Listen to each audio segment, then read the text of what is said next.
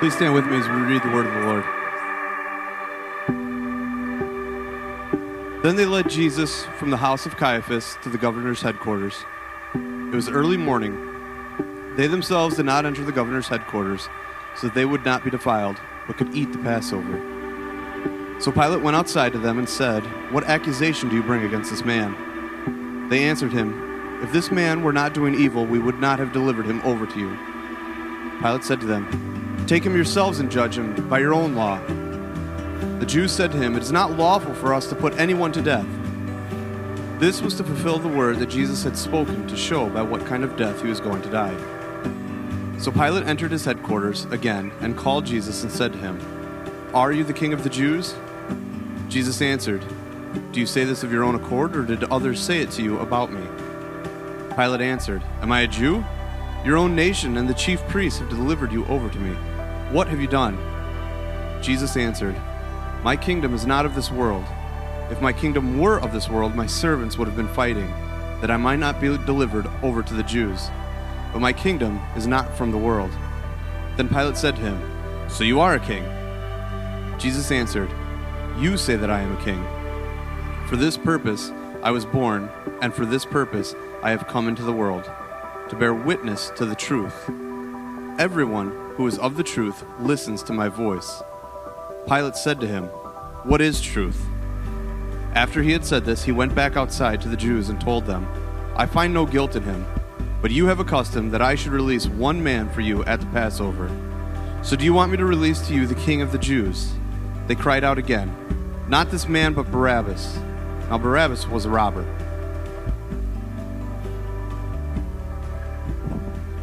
All right, please have a seat. And if you've got your Bibles, please open up to the book of John, chapter 18. It's in your notes, or it is on the app if you've got that. Feel free to do that. We are actually in a brand new series starting this week that is leading all the way up to Palm Sunday and Easter called Who Needs God? And we're really just, if Jesus is who he claims to be, then that means that when Jesus makes that statement in John chapter 8, it's profoundly important for us to take the time to pay attention to it. He says this, let's go ahead and just reread back to verse 33. Pilate then went back to the palace, summoned Jesus and asked him, "Are you the king of the Jews?" "Is that your own idea?" Jesus asked. "Or did others talk to you about me?" "Am I a Jew?" Pilate replied. "Your own people and chief priests handed you over to me. What is it you've done?" Jesus said, "My kingdom is not of this world. If it were, my servants would fight to prevent my arrest by the Jewish leaders. But now my kingdom is from another place." Verse 37, "Well, you are king then," said Pilate. Jesus answered, "You say that I am king." And other people have looked at that and said, Jesus is basically saying, you said it. You nailed it. I mean, absolutely. In fact, the reason that I was born and came into this world is to testify to the truth.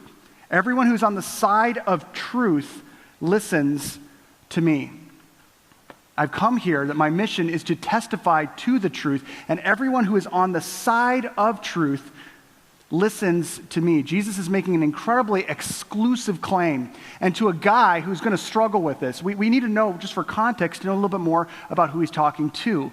Pilate is an individual who is a historical figure. We know about him. We know that he was a Roman governor and supreme judge in that area, in the Judean and Samaritan area, from about 26 to 37 AD. That was when he was placed there. There was lots of drama that led up to him getting there, but that's how he got there. And on that, he had three basic job descriptions.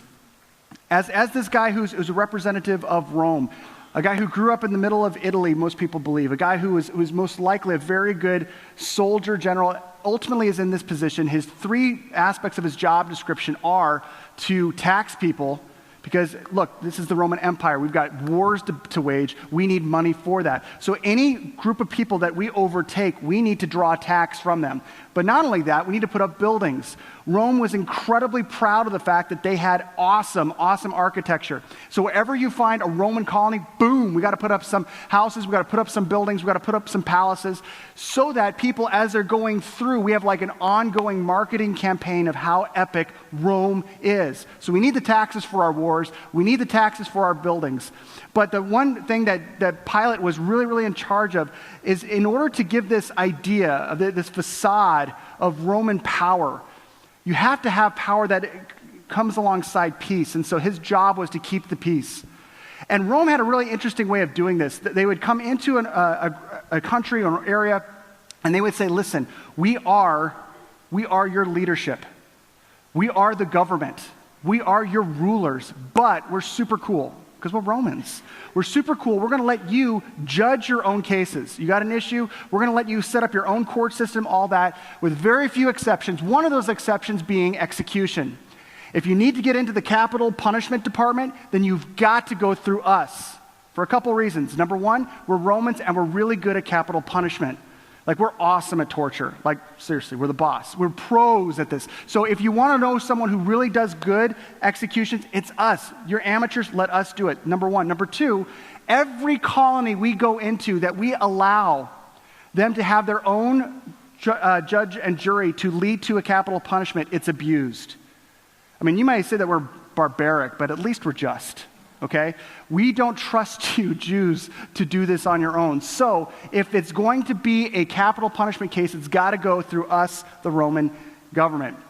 And that was the law of the land with a very few exceptions. Sometimes they would look the other way if the Sanhedrin, the Jewish religious elite, had to do something like in Acts 7, when Stephen is crushed to death with stones, he's murdered by stoning. That's something where sometimes they would look the other way. But there were key points where this protocol was absolutely adhered to, and that was around the time of Passover, which just so happens to be when Jesus is brought to him. Jesus is brought to him when Roman soldiers are at a high alert in Jerusalem. As far as the Roman Empire is concerned, the terror threat goes from here way up here at this time around Passover. And they can't figure out, what is it about Passover that makes these Jews get crazy? Like, seriously, they just gather around, they eat food, they talk about how they were all slaves and oppressed by a larger empire than them, and then they turn around, they want to like revolt against us. This is just so unfair.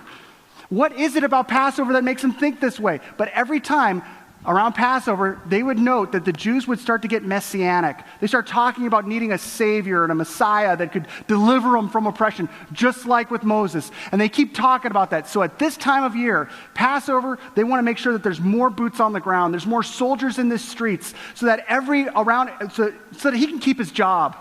So that Rome can have that facade of we are in control. And so we've got more soldiers, more centurions. The streets are more full so that everyone understands you don't revolt, you don't start a riot, you don't get into that situation. And all of a sudden, he's got Jesus. And Caiaphas brings in Jesus with all these other Sanhedrin leadership. They go to his house. Okay? Now, his house is normally in Caesarea Maritima. If you go on the Israel trip, you can actually see where his house was. It's right on the coast. Beautiful, epic, beautiful. But during the Passover, when the terror threat is up here, he moved his location to right outside of the Temple Mount, to what we believe is the Antonia Fortress. That's where he would kind of like take up his temporary residence. And so these guys come to him first thing in the morning when absolutely disrupt his sleep, disrupt him. They don't even go into his house because they don't want to defile themselves. And they say, you need to deal with this Jesus. He's just like, what? You deal with this Jesus. You want to kill him? Kill him. They're like, we can't do that. You've got to rule against that. You're Rome. It's like, oh, yeah, that's right. Okay, and so then he has to interrogate Jesus. He brings Jesus into the house. And in that whole conversation, he eventually gets to this thing where Jesus says, listen, I have come here. I was born to bring into this world truth. I'm a messenger of the truth. Anyone who is on the side of truth listens to me. To which Pilate responds cynically, what is truth? And you can't blame him. You cannot blame Pilate for asking that cynically. This poor guy, and I don't throw the Roman Empire a whole lot of like sympathy, but this guy had it stacked against him from the get-go. He is an individual who's a Roman citizen and in the elite system, and it was understood that Romans deify their emperors and deify the Caesar. These people were looked at gods on earth. Yeah, they've got all the Roman mythological gods to worship, but they knew that they could worship God on earth through the emperor or through Caesar himself. And so what does he do when he comes into Palestine? He wants to put out that vibe. Hey, you know what? We're following God. And so they've got the Emperor Tiberius' face on their banner stands. And they're marching into Palestine with this, and it freaks the Jews out. Why? Because you're not allowed to have any graven images of God. And to say that this God, this person is God, is blasphemy. And they flip. For 5 days, they riot. And this guy, thinking Rome's going to back me up on this. I mean, we're coming in here putting out the vibe that Rome is in power. We're in charge. Rome doesn't. They throw him under the bus. He actually is in a situation where Rome doesn't back him up. And not only that, Tiberius, the emperor that he is showcasing as God on earth, doesn't back him up. Because Tiberius breaks custom and says, you know what, I'm not really comfortable being worshipped as a god. And Pilate's like, that would have been good to know. Jesus, what is truth? What is truth? What is truth in Rome? Who's God? I have no idea. I'm in this God-forsaken land. I'm getting thrown under the bus by my own people. And you know what? You come from a people. Do I believe that you guys have the truth? I've watched the hypocrisy of your Jewish leaders. My predecessor had to go through 3 high priests before we landed one that we could trust, that was willing to work with us, Joseph Caiaphas. And Jesus, he's the guy who delivered you to me. And I know that you're innocent, and you know that you're innocent, and your own people are doing this. You talk to me about truth? What is truth? What is truth? And in that moment, Jesus is communicating to him something. Pilate, you are at a crossroads culturally between this belief system and this belief system. You have no idea what truth is. And stuck in between the unforgiving empire of Rome and the hypocrisy of what the Sanhedrin was pulling off. In between the two, there's Pilate, and Pilate sees Jesus. Jesus is right there, and Pilate doesn't know what to do with him. The one thing Pilate wants is for Jesus just to go away because he was too confusing and too difficult. It was too much of a problem. He just wants him to just ease out of the situation so that Pilate could walk away from the situation.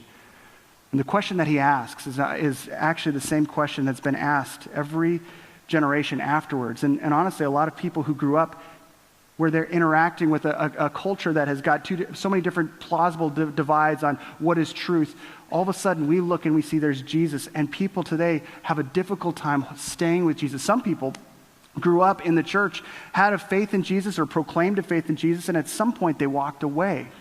And this is something that I mean, every generation you see this happening, but we saw in America this happening at a higher rate from the 60s, 70s, 80s, and 90s and on. And then something happened in 2001. You guys remember this? 9/11? 9/11 takes place, and all of a sudden the country gets really different. All of a sudden you're driving through Joliet. Do you remember this? Every banner, every billboard, instead of advertising the price of gas or whatever, they were putting up on their billboards, God bless America. Like everyone before was like, America, me. But now everyone's super patriotic and spiritual too, like God bless America. And like everyone's going to church and synagogue. I mean, the places were full, and it lasted. It was really powerful for 3 weeks. 3 whole weeks, man. People were just passionate about their faith, and they were following God with all their heart, and God bless America. And it was right around this time that a guy named Sam Harris, a neuroscientist, wrote a book called The End of Faith. And as a neuroscientist, he was communicating that religion is not rational. It's not something that we should believe in. And he shops this around to publisher after publisher after publisher, and everybody's rejecting it. Why? Because right after 9/11, when all the billboards are reading God bless America, who wants to have a book? Who's going to read a book that's saying that God doesn't exist? And so 12 publishing houses reject Sam Harris's manuscript until one actually picks it up, and people eat it up. For 33 weeks, it's on the New York Times bestseller list. Right after this, you have Richard Dawkins, who writes The God Delusion, talking Dawkins is man, that guy is venomous in how visceral he talks. But he talks about how God is a delusion. It's absolutely ridiculous. And he's very clear about his point and his purpose at the beginning of his book when he writes this: if this book works as I intend, religious readers who open it will be atheists when they put it down.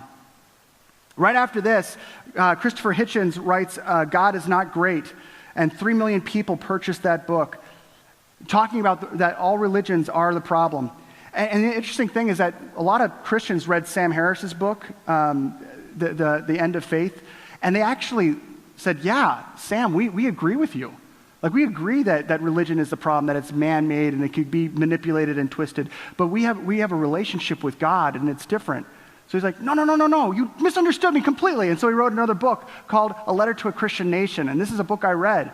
And as you're reading this book, you realize that what he's trying to communicate is, Christians, I said in End of Faith that religion is bad.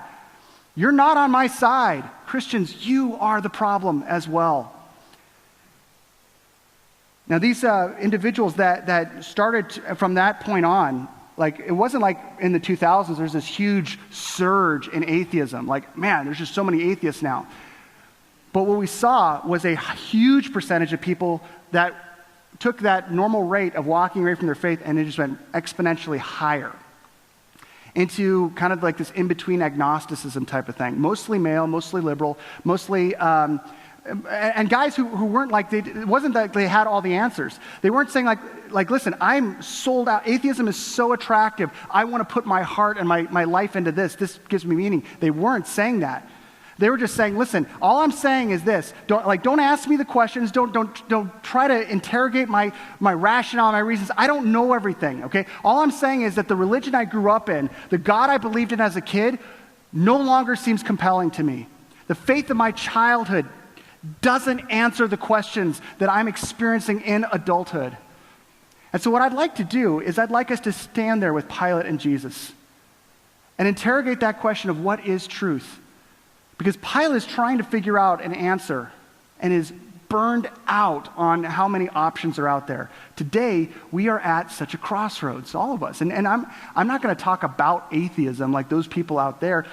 Honestly, if you've walked away from your faith, you might be here. I mean, I hope that you're here. I hope that someone invited you, and even if you're like, I don't affirm this Jesus that you guys are singing to and learning about, I hope that you're here because you're gathering information and trying to understand what you don't believe.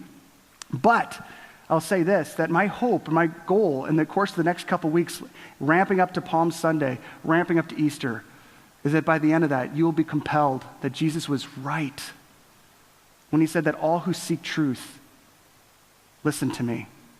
That you'll find that he is the way, the truth, and the life. That claim that John has recorded earlier in the book in John 14:6, that actually is a damning truth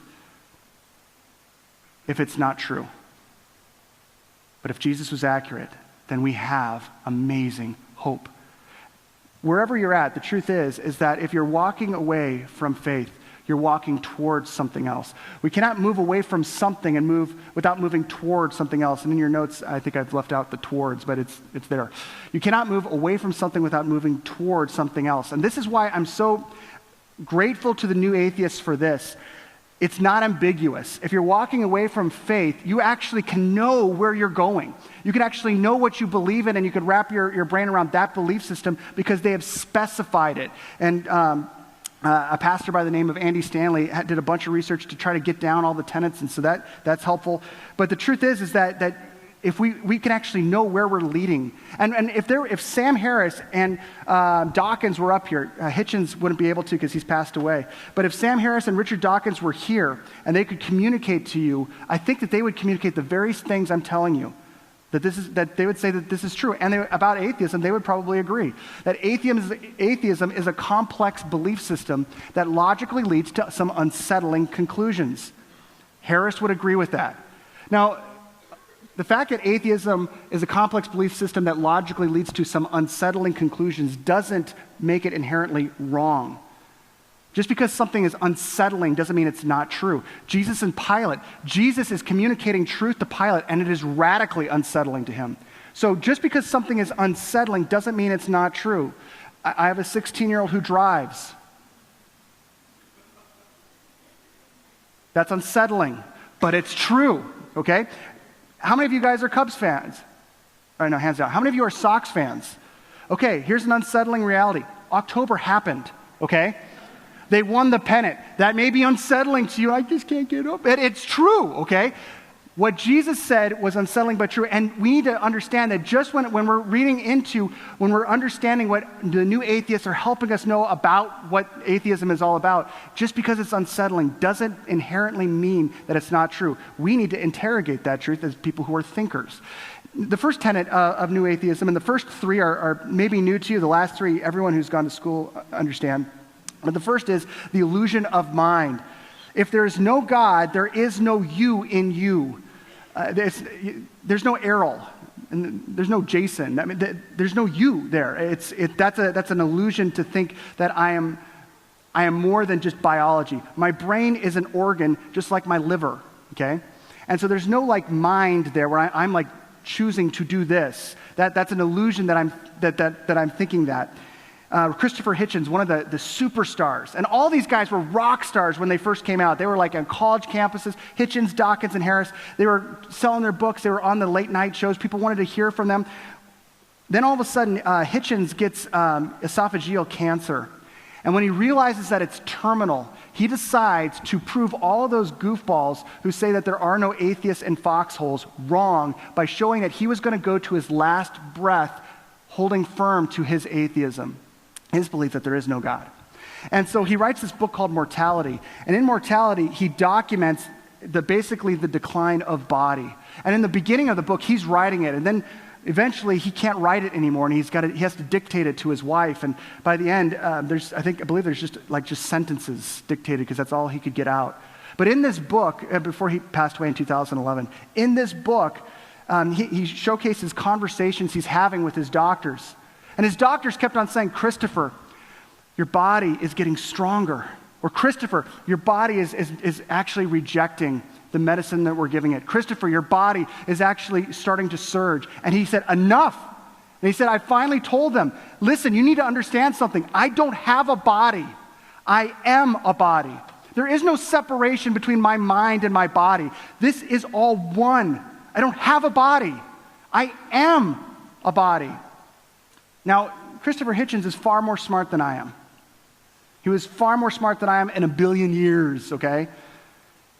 And if you agree with that, and listen, I've been wrong before. I believe that he's totally wrong. You could agree with that.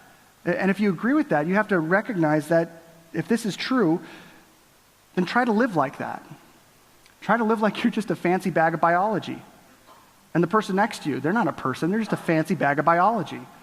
I mean, we're just like organisms moving around. You're going to go out and you're going to go out to eat today, and you're going to just feed your biology by other biologies, and you're going to eat with other biologies that you're putting up with. But it's not really people. They're just biology. Super complex, fancy, but fancy bags of biology. This isn't livable. The illusion of mind is a reality. If you divorce God from the equation, that's what you have to go with. And if that's where you're at, okay, go there, but try to live that way. Secondly, not only the illusion of mind, but the illusion of free will. Harris has written the most on this. It's called determinism, and Webster Dictionary defines determinism as all events that are caused by things that happen before them, and that people have no real ability to make choices or control what happens. You think that you chose to fall in love? You didn't. You think you chose who you got married to? You didn't. You think you chose what you're wearing right now? Spoiler alert, you didn't. You made that decision only because of the fact that everything in your biology up to this point determined that. It could have been predicted that you were going to wear what you're wearing today. That's determinism. Harris says, every decision you have ever made was determined by your biology. Objectively, everything that you are aware of or impulse to resist something, all that is preceded by nerve histories. And you're a product of variables that you're not responsible for. You're a collection of genes. You have hundreds of millions of neurons and 100 trillion synapses. You didn't pick how many receptors your neural physiology would have at your disposal that dictate these decisions. Everything you do in life comes from the ocean of prior causes. And he's got a really scientific word for this, Sam Harris does. His word for this is luck. Sam Harris says that the word for this is luck. You're lucky. That you think that if things are going good in your life, it's because of all of the physiological decisions that you've made, because of the physiological reality that you came into those decisions with. Sam Harris says, if I say anything that changes your mind, you had no choice in the matter. If you walk away and think I'm a lunatic, that also you have no control over. The universe is pulling the strings and you are at its disposal. Now, if you've taken the concept of God out of the equation, this is your truth. And you could be right. I mean, I could be totally wrong. But this is unlivable. Stephen Hawking, the brilliant scientist who has just crazy smart, he's confined to a wheelchair. He says, it's ironically, even though I'm a determinist, I realize that even when I look at all the other determinists out there, they believe that everything is determined. They still look both ways before they cross the street. Why? Because you can't live under that reality. There's no possible ramifications of reality in there. That's an illusion. Not only that illusion, but also the illusion of value. There's no real value, just ascribed value. That means that nothing is valuable except that you give it a mythological value or an illusory value. The person that you're in love with, they're not valuable. Your kids, they're not valuable, but they're valuable because you say they're valuable. They're not really. There's nothing that dictates that says that they're inherently valuable or that justice is inherently valuable or that people and people groups or life is valuable. It's not. If you want to make it valuable, that's fine. But listen, this is all a myth. We're writing this as we go. We have no right to look back on Nazi Germany and say that what they were doing was wrong because they could ascribe their own value. They could devalue some people and elevate the value of others. And because of the fact that humanity is an accident, we can ascribe whatever values we have as we go along, and we should try to make the best decisions. But it's all like up in the air. It's not tethered to anything. See, this is where Jesus, when he's saying that all truth is coming from me, anyone who's listening for truth listens to me, we see as followers of Jesus. Now, this could be true, okay? If this is true, then everything I just said, those guys are right. That's true. But see, what I see within our faith this amazing reality that every individual is inherently valuable because we're created in the image of God. It means that no matter what your background, your race, and all of that, we have inherent value, not because my culture says you're valuable, but because God says you're valuable. And that's transcendent over all cultures. See, we could say, you could almost say, listen, your truth is your truth, my truth is my truth, let's just coexist. And I'm totally cool with people like cooperating and listening to each other. Hey, we disagree on something, that's cool. Your truth is your truth, my truth is my truth. But the problem is that when value is an illusion, it sneaks on over and bleeds into the department of justice. And there's no sane person that will ever say, hey, like they would say, your truth is your truth, my truth is my truth. They'll never say, your justice is your justice, my justice is my justice. You act however way you want towards me and my family, it's totally okay because your justice is your justice. If you devalue me, that's totally fine because I have to embrace the fact that my justice is different than yours and I can't prosecute you. See, if that's the case, then justice is just what I want it to be. And that could be totally inconsequential and change as times go on. Whenever we reach outside of our biology to hold some other biology accountable, we're trying to find justice, some standard. And Jesus is saying, yeah, that's me. I am the truth. I am the standard. Now, the last three are things that we grew up, if you went through high school, you know these things, that everything came from nothing, that before the Big Bang, there was no time, there was no matter, there was no space, but then all of a sudden there's time and matter and space and laws to govern physics and biology and chemistry and measurable, like you could predict the results because it's all it's so orderly and incredibly intricate. But before that, there was nothing, and then there was everything. And that's a belief that's out there. And it really causes atheists to have a hard time. Because, and Richard Dawkins talks about this. He says, my problem is that we can thank Charles Darwin for helping us out with natural selection and evolution, but we don't have a Charles Darwin for cosmology, helping us understand how everything came to be, what happened that led to all this. And how is it that everything, even though all of our instruments say that everything has to come from something, we don't have any evidence to that case. We're still looking for our Charles Darwin of cosmology. Everything came from nothing. Fifth, the first life came from no life. Now this is tough because no matter who you talk to scientifically, if they say that the first life was a simple cell organism, even though it's a simple cell organism, the simple cell organism they're describing is radically complex. And the postulation is that the hypothesis is that there was nothing, no life, and all of a sudden, there's life, and radically complex life. Zero life that just leads to life. There's nothing in our world that has zero life, and all of a sudden something goes, I'm alive, and it starts to grow and evolve and develop. That just doesn't happen. And so the first life coming from no life is goofy. I don't know if you've ever been far enough away from a situation that it was easy to make it a simple situation. Like if there's friends of yours that are having a fight, like they're in their marriage, and you're just like, what's their deal? They just need to learn to communicate. That's easy to say because you're over here, right? And then you get closer into the situation and you find out it's far more complicated. The closer you get to a situation, the more complicated you realize it actually is.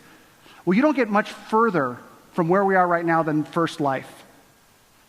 Whether that's Adam or a single cell organism, you don't get much further from that. That's about as far as you can get.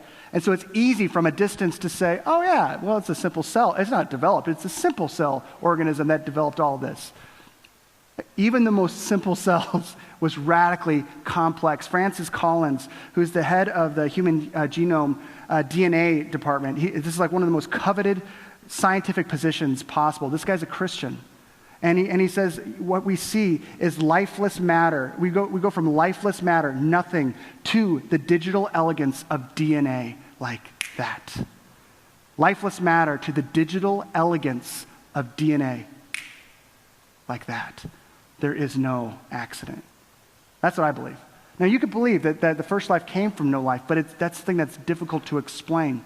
And Charles Dawkins, I mean, he has a hard time with this as well. And so what he says is this, he says, look, so we're left with the rather paradoxical result that people who are trying to work out how life originated on this planet are totally wasting their time. Because the theory we're seeking is not a plausible theory. It's an exceedingly implausible theory. And the Christians are like, yeah, but what about the theory that God did it? That's implausible. You can't measure God. There's no evidence of God. It's an implausible theory. Okay, well, Richard, what would you say is a plausible theory? Well, don't put me in the corner on this, but aliens. That's Richard Dawkins' most plausible theory of how life was seeded on this planet. To which I want to say, Richard, come on. Come on, aliens, Richard? And you would say, listen, I'm not saying that's how it happened. I'm just saying that it had to happen somehow, and we don't have any evidence. And so, God, you can't measure or do experiments on or reproduce. And so I'm going to say that it was aliens who we can't measure or have evidence of and reproduce. It's easier to believe in them. Aliens. And again, I'm not trying to beat up Richard Dawkins, because again, Richard Dawkins is crazy smart, way smarter than me. But when you have to divorce yourself out of God in the equation, you have to look for something. As he said, we're not seeking a plausible theory. We're trying to find something. We have nothing to go on. The final tenet of atheism, as defined by the new atheists and old atheists, is that natural selection is responsible for all life after the first life. So all of everything that has come to be, all of the intricacies of how animals are and how the variations of species are, that was all completely randomly happening through the process of time and mutation. And the thing about it is that you can't, again, you could, if you're like, man, no, I'm a science guy. Awesome. Open up science books and look at biology and read natural selection and listen to what you're hearing. At the end of The God Delusion, Richard Dawkins is talking about natural selection, and he talks about it in a way that sounds like he's making fun of it. He's not, but it sounds like he's making fun of the theory that he is espousing. Listen to him when he says this. He says, think about it. On one planet, and possibly only one planet in the entire universe, molecules that would normally make nothing more complicated than a chunk of rock, molecules that would normally make nothing more complicated than a chunk of rock gather themselves together into chunks of rock-sized matter of such staggering complexity that they're capable of running and jumping and swimming and flying and seeing and hearing and capturing and eating other such animated chunks of complexity. capable in some cases of thinking and feeling and falling in love with yet other chunks of complex matter. Now, it sounds like he's making fun of it. He's not. He's like, this is amazing. Like, isn't this beautiful? How accidental all this happened. And he says at the end of that statement, he says, we now understand essentially how the trick is done.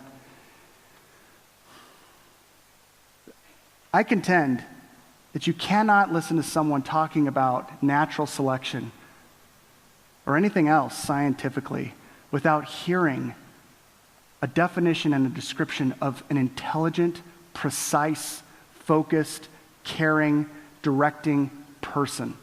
Whichever scientific persuasion you're rolling with, you cannot divorce from that the amazing precision and design and reality that someone was there. If only we knew who. We do. When Jesus responds to Pilate, he's responding to us as well as we're sitting in the confluence of different cultures and pluralities and different perspectives. And in the midst of all that, there's Jesus.